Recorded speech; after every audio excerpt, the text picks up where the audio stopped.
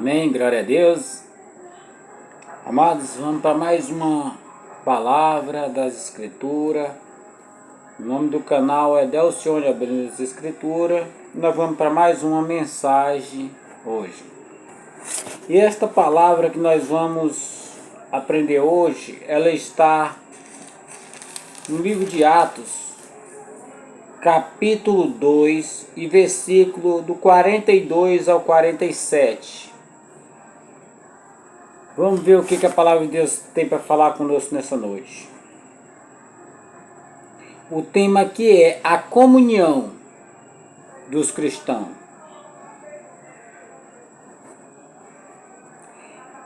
E eles se dedicavam ao ensino dos apóstolos e à comunhão, ao partir do pão e às orações. Todos estavam cheios de temor. E muitas maravilhas e sinais eram feitos pelos apóstolos. E os que criam mantinham-se unidos e tinham tudo em comum, vendendo suas propriedades e bens, distribuindo a cada um conforme a sua necessidade. Todos os dias continuavam a reunir-se no pátio do templo, partindo o pão em sua casa, e juntos partilhava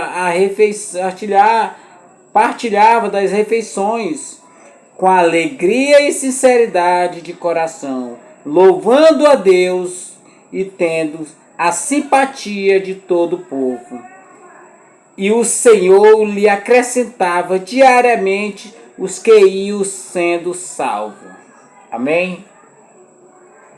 Amado, aqui nós estamos vendo aqui uma palavra de Atos. Esse livro foi escrito por Lucas. E quando Lucas escreveu este livro, ele foi bem detalhista a respeito de quando depois que Jesus ressuscitou, Jesus passou ainda 40 dias com os apóstolos. E nesses 40 dias, Jesus citou algumas profecias, como a profecia do Espírito Santo, dando a seguinte ordem: ficai em Jerusalém, até que do alto sejais revestido de poder. E então os discípulos, num dia, tiraram o momento, passaram 10 dias orando e jejuando. E durante esses 10 dias, a palavra de Deus vai dizer que certa vez, quando eles menos esperavam, veio um som como de um vento impetuoso e encheu toda a casa. Ou seja, o Espírito Santo desceu do céu como língua de fogo. E quando ele desceu, ele trouxe um som como sendo o barulho de um vento soprando. E ele chegou e entrou e encheu toda a casa onde ele se encontrava. E ali o Espírito Santo veio em forma de, como sendo línguas de fogo, e foi pousando sobre cada um deles. E eles começaram a falar em outras línguas, em outros idiomas, que eles não conheciam. Eles eram iletrados e não tinham conhecimento de outros idiomas, mas o Espírito Santo capacitou naquele momento para que eles pudessem explicar o que estava acontecendo na língua de cada um, no vernáculo, língua de cada um daqueles que ali foram se aproximando. Porque quando as pessoas viram o Espírito Santo, ele veio fazendo um barulho de um vento forte. Então as pessoas vendo aquilo foram se aproximando, pessoas das regiões vizinhas, de vários lugares, de outros lugares, viram e foram até eles, até onde eles estavam, e ali eles estavam reunidos, e ali eles estavam falando em outros idiomas. E então aconteceu esse milagre estrondoso do Espírito Santo descer sobre eles, e eles começaram a falar em outras línguas, conforme o Espírito capacitava. E ali foi o momento exato em que o Espírito desce sobre eles. Agora eles estão capacitados. Agora eles podem sair pelo mundo, pelas vizinhanças, e agora eles podem pregar o Evangelho. E ali mesmo, quando a multidão foram se reunindo, Pedro se levantou no meio dos apóstolos, e ali Pedro fez o seu primeiro sermão, depois de descido o Espírito Santo. E ali cerca de 3.000 homens são convertidos lá. E a pregação de Pedro, com uma pregação tão forte a respeito da morte e ressurreição de Jesus Cristo, que quem estava ali, a multidão que estava ali, é que perguntava: e o que podemos fazer diante desta mensagem? E Pedro dizia: arrependei-vos e sejam batizados em nome do Pai, do Filho e do Espírito Santo. E agora 3.000 pessoas se arrependem naquele dia, 3.000 pessoas são convertidas naquele dia. E agora o discípulo sai pelo mundo, pregando o Evangelho. E então, aqui no capítulo 2, nós já vamos ver aqui no capítulo 2, que ele vai dizer que a igreja, aquela igreja que foram se convertendo, Lucas vai escrever aqui dizendo que aquela igreja era uma igreja que se dedicava ao ensino dos apóstolos. Era uma igreja bíblica. Era uma igreja que tinha a marca de uma igreja que abalou o mundo. Qual é a marca de uma igreja que abalou o mundo? Qual é a marca desta igreja que abalou o mundo? E isso é uma igreja que tem zelo pela palavra de Deus. É a igreja que tem zelo pela palavra de Deus. Vejamos aqui Atos capítulo 2 e versículo 42. Ele vai dizer assim: uma igreja que impacta é uma igreja que persevera no ensino dos apóstolos. É uma igreja que persevera na palavra de Deus.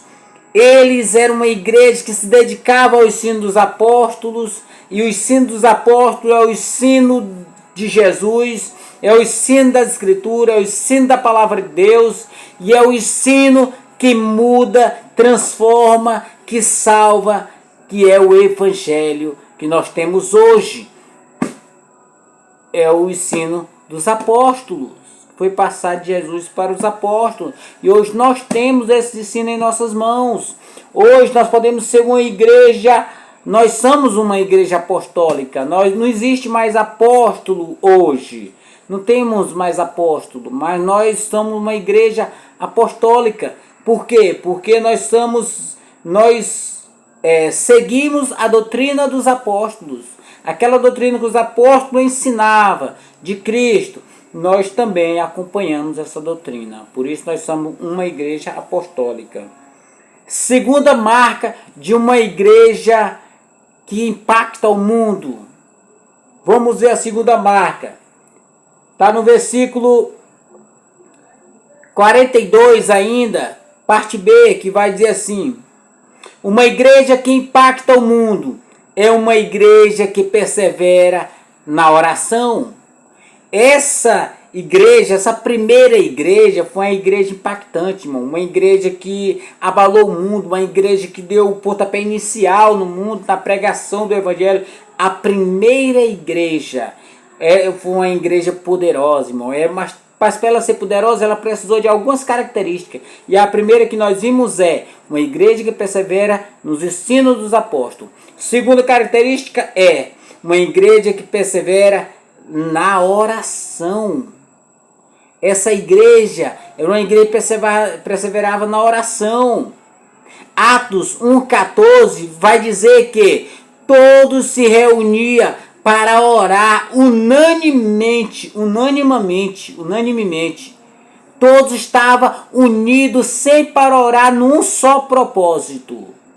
Todos se reuniam em um só propósito para orar. Era o trabalho daquela igreja, era se dedicar ao ensino e à oração e à comunhão, ao partir do pão. A igreja estava todo tempo unida, era uma igreja unida, uma igreja que perseverava nas orações. Nós vamos ver aqui também Atos 3:1 vai dizer que os discípulos se reuniam às 3 horas da tarde para orar no templo. Eles se reuniam todos os dias às 3 horas da tarde para orar no templo. Era uma igreja unida. Note que eles estavam sempre se reunindo para orar. Aqui vai dizer que eles estavam se reunindo para orar no templo. É a marca de uma igreja que impacta o mundo. Atos 4:31, ele se reunia para orar sobre perseguição, sofrendo perseguição. Mesmo sofrendo perseguição, nós sabemos que a primeira igreja foi a igreja que mais sofreu perseguição. Em meio àquele contexto de perseguição ali, e martírio, a igreja estava sempre se unindo, sempre se reunindo para orar, entregando a vida ao Senhor em oração, debruçado diante do Senhor em oração. Irmãos, se nós como igreja queremos impactar o mundo, queremos avançar no reino, anote essas características que vai ser dita aqui. A primeira é ensino baseado no ensino dos apóstolos. Segunda, a oração. A oração é muito importante, irmão. É com oração que nós vencemos os gigantes da vida. Atos 4:31 vai dizer que ele se reuniu em perseguição. E Atos 13:1-3 vai dizer que quando foram enviar Barnabé e Paulo, a igreja se reuniu para orar, para poder enviar os 2 missionários. A igreja estava em oração pela vida dos missionários ali que foram enviados, Barnabé e Paulo. Também em Atos 16, 25, 26, Paulo e Silas, quando estavam na prisão, presos, já tinham sido pegos, já tinham levado chicotadas, já estavam todo machucado, mas em vez de eles se murmurar, reclamar por conta da situação que eles se encontravam, eles tinham sido pegos pelas autoridades, e então as autoridades tinham espancado eles, tinham dado muitas lapadas neles, batido nele bastante. Então aí a autoridade bota ele na prisão. Mas dentro da prisão, Paulo e Silas, em vez de murmurar, eles estavam orando e cantando, louvando ao Senhor, orando e louvando, dando glória ao Senhor. E a palavra de Deus vai dizer que os alicerces daquele presídio, daquela prisão se abalou, os portões, as celas se abriram, e ali todos os presos ficaram livres. O carcereiro, vendo todo mundo livre, ele corre para pegar a sua espada para se suicidar. E Paulo disse: não faça isso, pois todos estamos aqui, ninguém fugiu. Então o carcereiro vai até Paulo e pergunta: o que posso fazer para ser salvo? E ele vai dizer assim: creia em Senhor Jesus.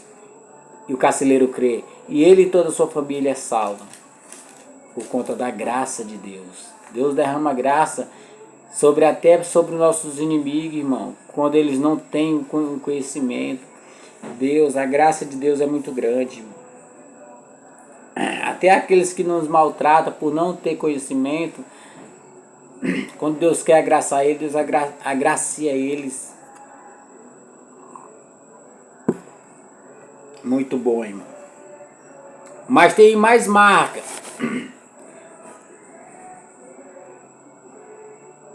Vamos ver aqui também.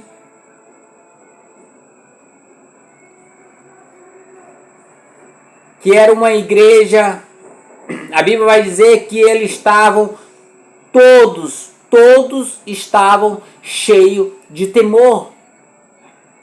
Era uma igreja que perseverava na oração, era uma igreja que perseverava no ensino dos apóstolos, era uma igreja que tinha comunhão, fazia suas refeições junto, partia o pão junto, tinha comunhão, e era uma igreja que tinha temor.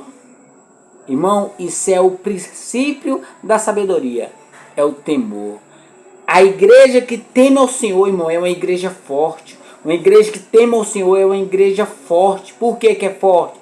Porque uma igreja que teme ao Senhor entende que ela depende do Senhor, que o Senhor é seu Senhor, e é só o Senhor que pode reger a vida dessa igreja, é só o Senhor que pode estar à frente dessa igreja. Por isso é importante o temor do Senhor, irmão. Se nós temesse o Senhor, irmão, nós que somos igreja hoje, se nós temesse o Senhor, a igreja era uma igreja forte, era uma igreja impactante. Por que que a igreja não consegue impactar o mundo hoje? Porque falta temor.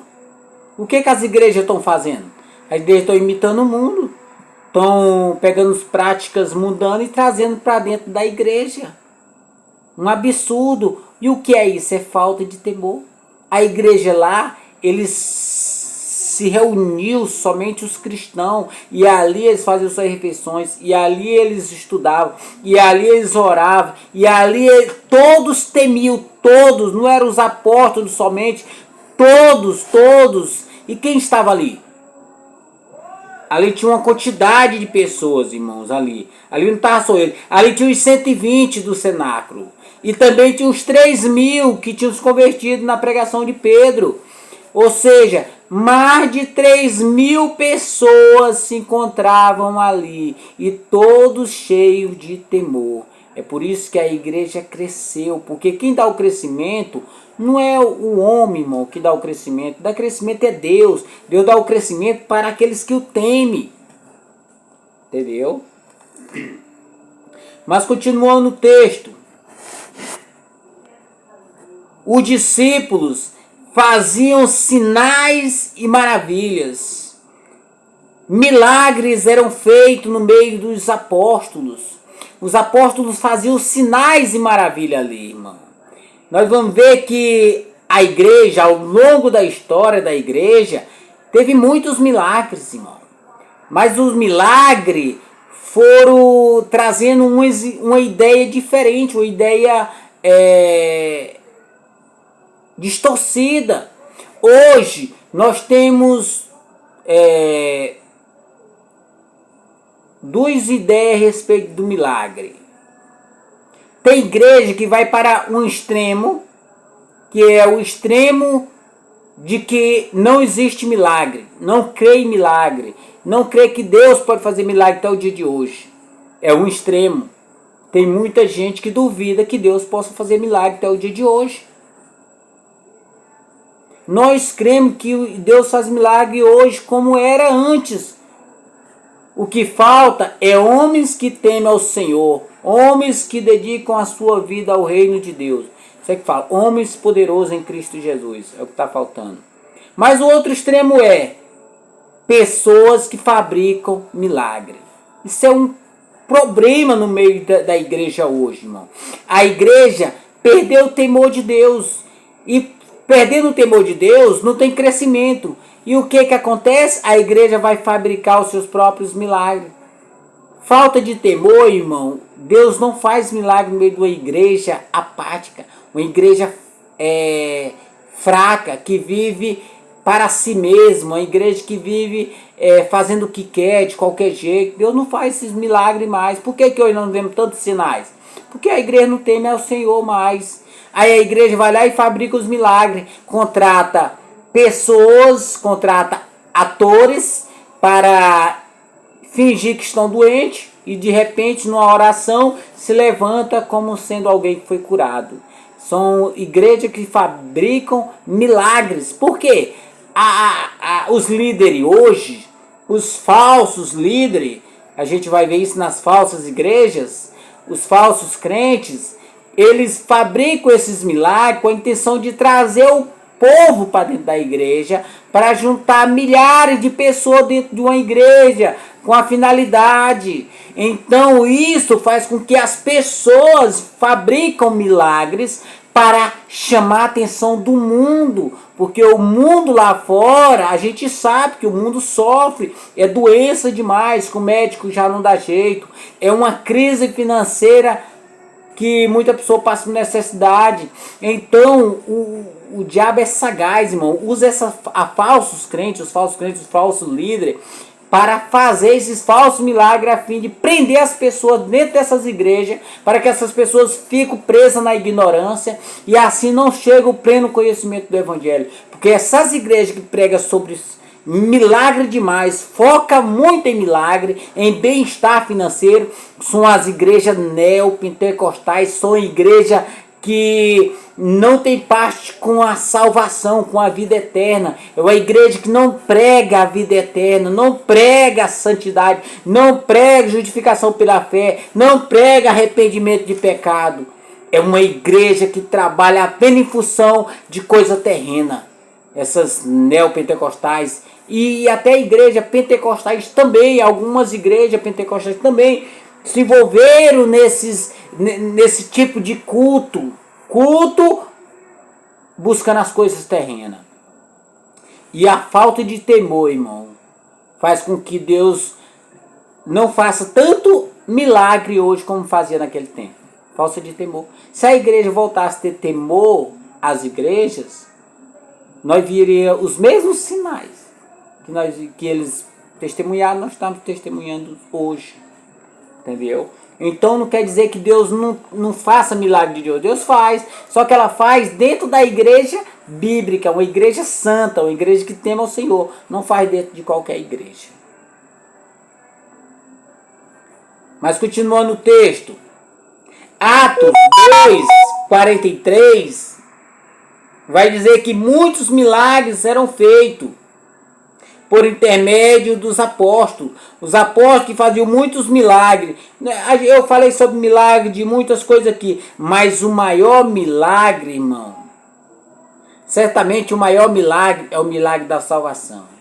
Porque quando Deus chama você, tira você da lama, tira você do poço, tira você lá das drogas, tira você lá do meio das orgias do mundo, lá daquela prostituição, tira você do meio do lamaçal do pecado e limpa você e traz você para o reino de Deus, irmão. Não existe um milagre maior do que esse. Esse é o verdadeiro milagre. E esse Deus continua fazendo sempre, sempre. Em alguma parte do mundo, neste momento, tem cristão arrependendo-se, tem cristão sendo salvo. Tem homens e mulheres, jovens e crianças sendo salva. Porque Deus trabalha até o dia de hoje. E sempre vai trabalhar até o momento de tirar a sua igreja daqui. Amém, irmão? Mas nós vamos ver ainda mais. Ainda tem um pouco aqui do texto para nós vermos. No versículo 44, é as marcas de uma igreja que abalou o mundo. É uma igreja que teme, uma igreja que tem entusiasmo. Essa é uma igreja que tem entusiasmo. Ato capítulo 2, verso 44 vai dizer que era uma igreja unida e era uma igreja que tinha comunhão. Vejamos aqui, Atos, versículo 44. Atos 2, 44 vai dizer assim: e os que criam mantinham-se unidos e tinham tudo em comum. Ou seja, os que iam crendo, eles iam mantido unidos, eles se unindo, eles não ficavam assim de mal, cara feia um com o outro, não, eles estavam sempre unidos, sempre se reunindo, sempre um ensinando o outro, um aprendendo com o outro, jejuando, orando junto. Era uma igreja unida, tinha entusiasmo no meio da igreja, uma igreja alegre, era uma igreja festejante, era uma igreja bíblica. O povo de Deus é um povo feliz. O povo de Deus não é um povo triste, é um povo feliz. Irmão, só no fato de você ter sido salvo, não há nenhum motivo maior do que esse para nós sermos um povo feliz. Mas eu continuo o texto dizendo. Versículo 45.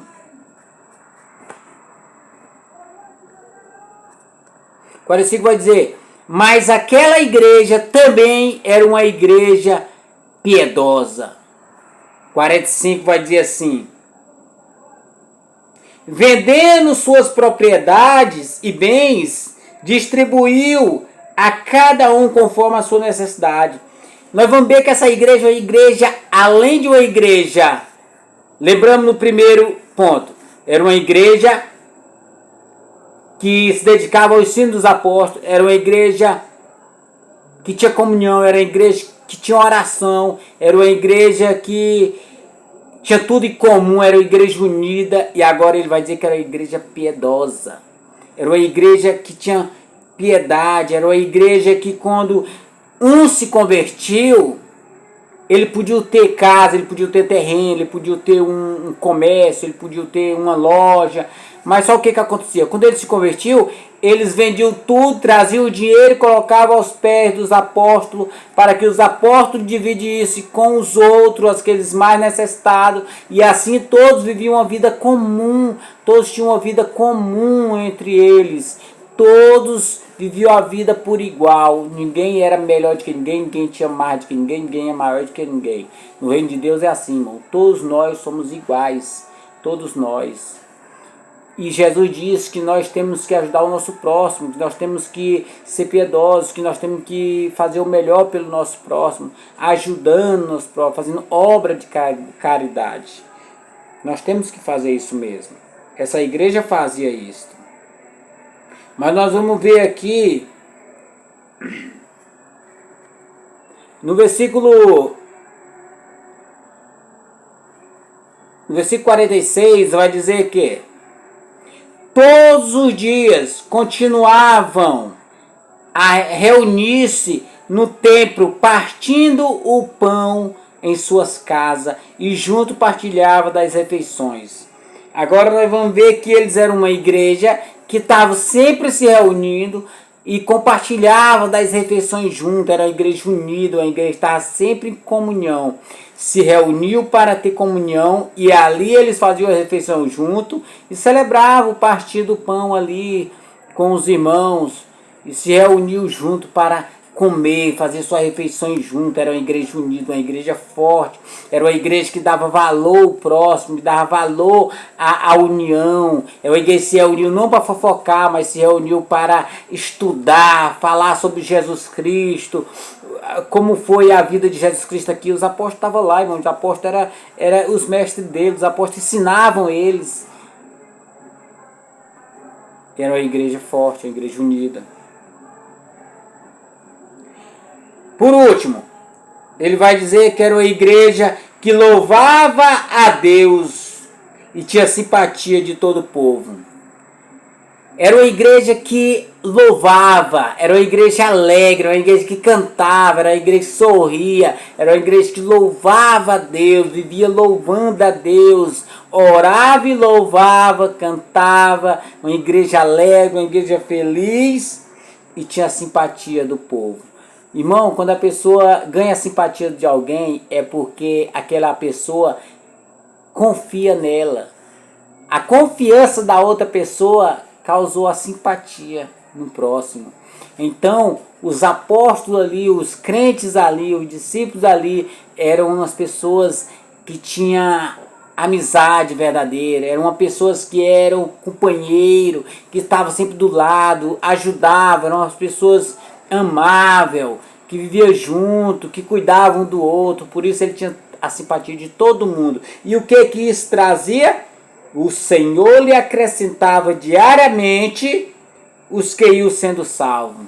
E aquela igreja ali, irmão, diariamente ia sendo acrescentada. Diariamente o Senhor estava salvando vida ali, salvando almas. E aquelas almas eram acrescentadas todos os dias. Tinha novos convenção, todos os dias tinha novos almas sendo salvas ali, e era acrescentando direto. Uma igreja que cresce, uma igreja forte, uma igreja que teme ao Senhor, uma igreja que ora, uma igreja que tem comunhão, uma igreja que estuda, uma igreja bíblica, uma igreja que dá valor à palavra de Deus, uma igreja séria, é uma igreja alegre, uma igreja feliz, uma igreja festejante, uma igreja que louva a Deus, dá glória a Deus pelo que Deus é. Não pelo que Deus dá, mas pelo que Deus é. Reconhece a grandeza de Deus, como nosso Deus é soberano, irmão. E é digno de toda honra, glória e louvor. E agora Deus dá o crescimento. Irmão, se as igrejas hoje fosse uma igreja que tivesse todas essas características, uma igreja que tinha comunhão, uma igreja alegre, uma igreja que estudasse a Bíblia, uma igreja focada na doutrina dos apóstolos, uma igreja que orasse, que tivesse oração, uma igreja que jejuasse, uma igreja que compartilhasse tudo em comum, tinha uma vida toda em comum, compartilhasse os seus bens, fosse a igreja mais piedosa, uma igreja que teme ao Senhor. Irmão, hoje nós teríamos um crescimento grandioso das igrejas, mas hoje nós vemos igreja aumentando, mas a igreja está aumentando, não é a igreja de Cristo. São essas igrejas que pregam prosperidade, que as pessoas estão vindo apenas em busca de uma condição melhor, de uma condição financeira mais avantajosa, somente para isto. Mas a convenção de verdade, irmão, raramente você vê uma pessoa se convertendo porque reconheceu Cristo como seu Senhor e Salvador e reconheceu que é pecador, miserável e que carece da graça de Deus. É muito difícil uma pessoa se converter assim. Mas eu acredito que as pessoas ainda se convertem hoje, no tempo de hoje, Deus ainda está convertendo. Não com a mesma velocidade que era se convertido naquele tempo, mas ainda se converte, porque Deus não para de trabalhar, Deus está trabalhando. Em algum lugar tem um homem santo, uma mulher santa, pregando o verdadeiro evangelho, e esse verdadeiro evangelho está trazendo vida a essas pessoas estão se convertendo. E de alguma forma a igreja está crescendo, mesmo que seja um pouco mais lenta, mas está crescendo. Mas graças a Deus que está crescendo, irmão, porque Deus é misericordioso e está tirando seu povo do meio desse mundo, arrancando seu povo das mãos, das garras de Satanás, irmão. Porque era de lá que nós fomos tirados. Foi de lá que eu fui tirado, das garras de Satanás, lá do mundo, dos vícios, das orgias do mundo. O diabo me manteve prisioneiro durante muitos anos. Mas graças a Deus, Deus me tirou de lá. Graças a Deus. Louvado seja o nome do Senhor, irmão. Obrigado pela sua companhia, pela sua atenção aí do outro lado. Que Deus tenha misericórdia de nós e que nós venhamos ser uma igreja alegre, uma igreja forte, uma igreja que tem comunhão, que ora, uma igreja que jejuma, uma igreja que louva ao Senhor e que o Senhor tenha misericórdia e traga crescimento para nós como igreja hoje, crescimento numérico, crescimento espiritual, crescimento de conhecimento das Escrituras, que nós estamos precisando muito. E é isso, irmão. Que Deus abençoe. Em nome de Jesus. Amém. Glória a Deus.